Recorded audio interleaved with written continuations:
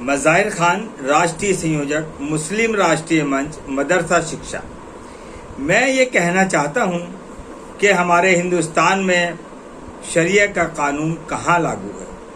جب طلاق ہوتی ہے تو کورٹ جاتے ہیں، جب خاندان کا آپسی بٹوارا ہوتا ہے تو کورٹ جاتے ہیں، کوئی چوری ہوتی ہے، کوئی مرڈر ہوتا ہے تو ہم کورٹ جاتے ہیں۔ شریعہ میں کیوں نہیں جاتے؟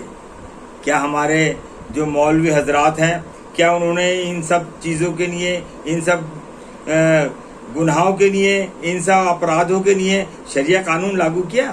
شریعہ قانون کہاں لاگو ہے؟ کبھی ہمارے مولوی حضرات نے یہ نہیں سوچا کہ جب ہم حج کو جاتے تھے اور سبسڈری لیتے تھے، اس ہندوستان ملک میں جو سرکار کے پیسے سے ہم، تو کبھی نہیں بتایا کہ یہ غلط ہے۔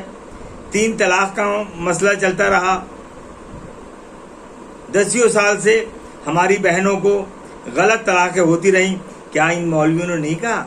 دراصل میں UCC لاگو ہونے سے کسی کو فرق نہیں پڑتا، فرق پڑتا ہے تو صرف ان نام نہاد مولاناؤں کو، جنہوں نے ہمارے سیدھے سچے مسلم بھائیوں اور بہنوں کو بھڑکا رکھا ہے، جن کو گمراہ کر رکھا ہے۔ UCC لاگو ہونے کے بعد نہ ہمارے نکاح پہ کوئی فرق پڑے گا، نہ ہمارے دفن ہونے میں کوئی فرق پڑے گا، نہ ہی ہمارے اسلامی قانون پہ جس پہ ہم چل رہے ہیں، ہماری نماز ہے، روزہ ہے، حج ہے، کبھی کچھ نہیں ہوگا۔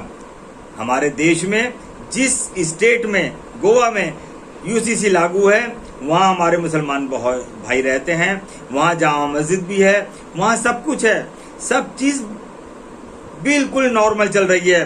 تو بھارت میں UCC لاگو ہونے سے کسی مسلمان کو کوئی فرق نہیں پڑے گا۔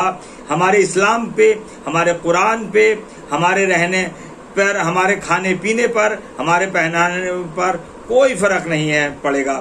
صرف اگر فرق پڑے گا تو ان نام نہاد مولویوں کے اوپر کہ ان کا جو حلوہ پراٹھا ہے، ان کے جو بریانی اور پلاؤ ہے، وہ بند ہو جائیں گے، کیونکہ ہم سب ایک قانون پہ چلیں گے، جس قانون کو ہم مانتے ہیں، اس قانون کو، جس قانون کے تحت آج تک ہم نے ہندوستان میں زندگی گزاری ہے۔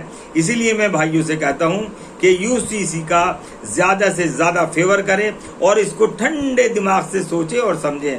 جے ہند، جے بھارت۔